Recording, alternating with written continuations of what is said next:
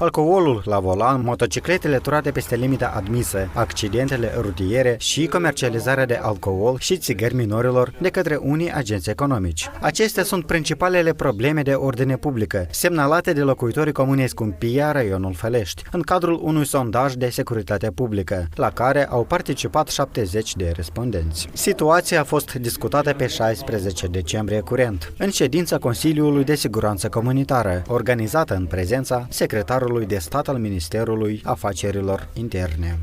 Printre cele mai frecvente plângeri, motocicletele turate, conduse fără acte sau permise.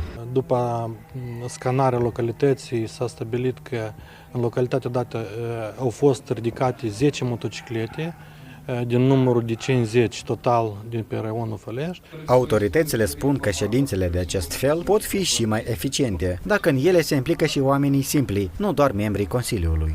Da, chiar cu cetățenii de rând n-ar strica, pentru că noi și din Consiliu mai cunoaștem situația, da, și adică cunoaștem măsurile care se pot lua. În școală, copiii sunt învățați cum să se ferească de pericole. Și la nivel de instituție, în cadrul orilor de dezvoltare personală și în cadrul altor lecții, discipline școlare, noi aducem la cunoștința elevilor reguli de securitate, reguli de circulație rutieră, securitate pe timpul nopții a copiilor.